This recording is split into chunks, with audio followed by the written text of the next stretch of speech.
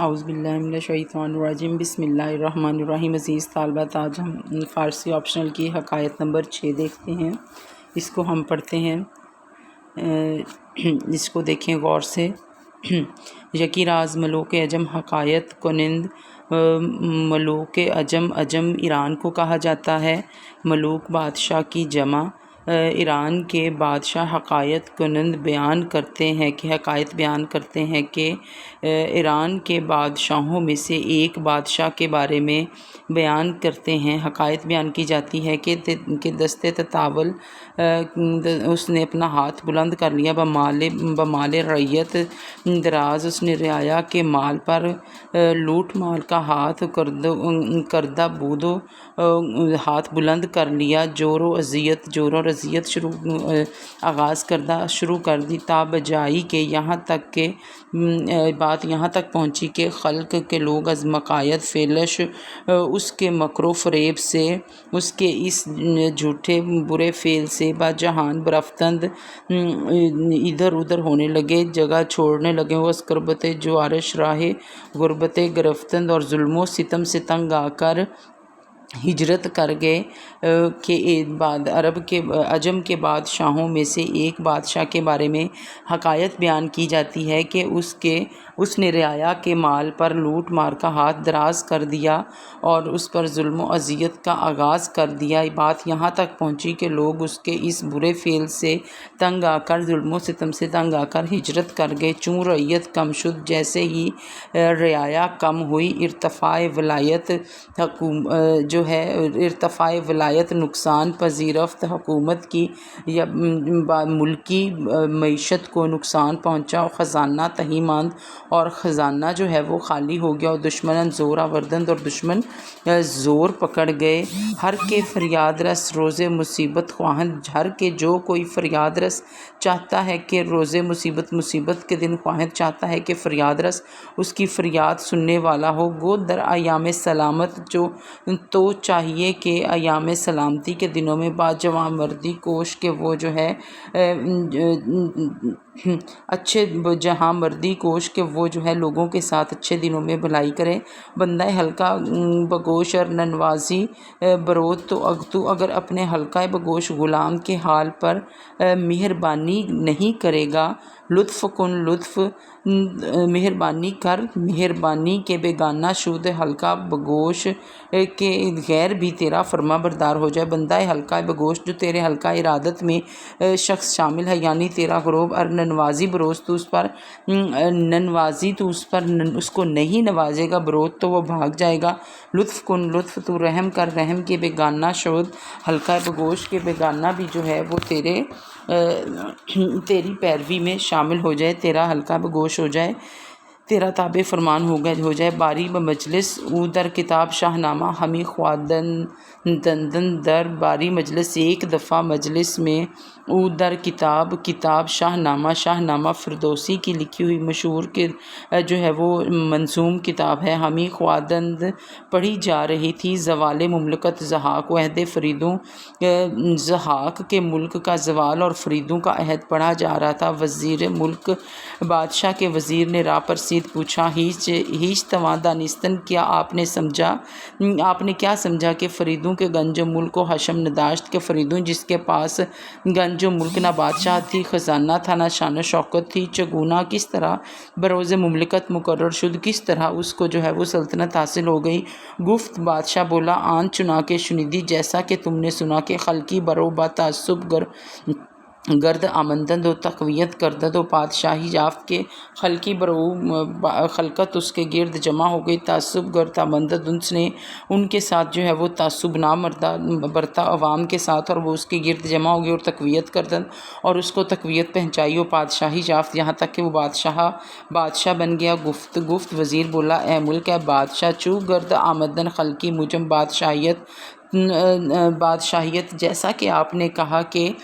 خلق کا جو ہے وہ اکٹھا ہونا، ارد گرد ہونا بادشاہت کا موجب ہے، تو مر خلق را پریشان برائی ایچے میں کنی، تو پھر آپ نے جو ہے وہ ہر ایک کو، خلق کو کیوں جو ہے وہ پریشان کیا مگر سر بادشاہی کر ندارد، کہ ان کے بغیر جو ہے وہ آپ کی بادشاہی ندارت ہے، نہ ہونے کے برابر ہے۔ ہمان با کے لشکر بجان پرورش، بہتر ہمان با کے بہتر ہے کہ جان سے لشکر بجانے پروری، اپنے لشکر کی پرورش کر، یعنی اپنے لشکر کو بہتر سہولیات مہیا کر کے سلطان با لشکر کن سروری، کیونکہ بادشاہ لشکر کے ذریعے ہی جو ہے وہ بادشاہت کرتا ہے۔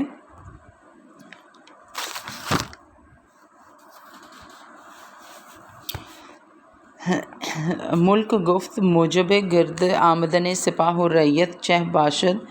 بادشاہ نے پوچھا فوج اور موجب گرد آمدن کہ اس کے ارد گرد جو ہے وہ فوج اور رعایا کے آ جانے کا، جمع ہو جانے کا سبب کیا تھا؟ گفت بولا پادشاہ را کرم باید تا برو گرد آیند و رحمت تا در پناہ دولت شیمن نشینند و ترائی ہر دو نیست۔ گفت بولا کہ بادشاہ را کرم باید، بادشاہ کو کرم کرنا چاہیے، تا برو گرد آیند، تاکہ جو ہے لوگ اس کے گرد جمع ہوں، رحمت کرے، تا در پناہ دولت سے، اس کے جو ہے وہ سائے کے نیچے جو ہے وہ اس کی حکومت کی پناہ میں ایمن نشینند، امن سے رہیں، وہ ترائی ہر دو نیست، اور آپ میں وہ ترائی ہر دو نیست نہیں ہے تجھ میں یہ دونوں باتیں۔ نقند جور پیشہ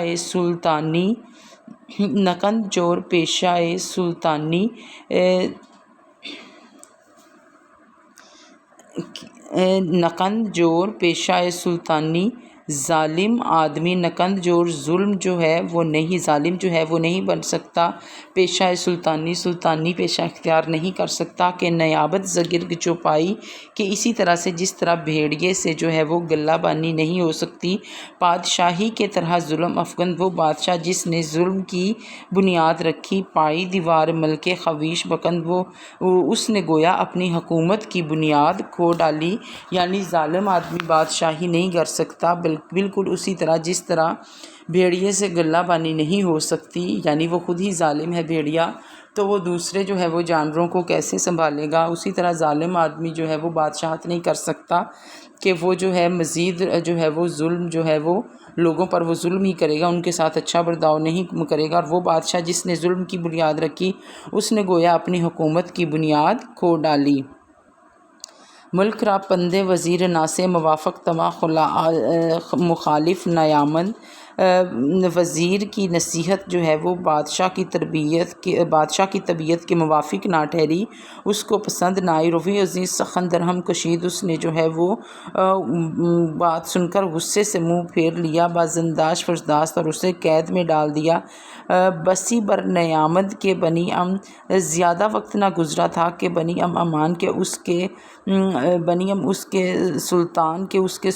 کے چچا بمنازت خاستد، اس کے چچا زاد بھائی جو ہے وہ اس کے مقابل کھڑے ہو گئے، وہ مقاومت لشکر انہوں نے آراستہ کیا، اور ملک کے پدر خواست، اور اس سے جو ہے وہ اس کے باپ کی بادشاہت جو ہے وہ چھین لی۔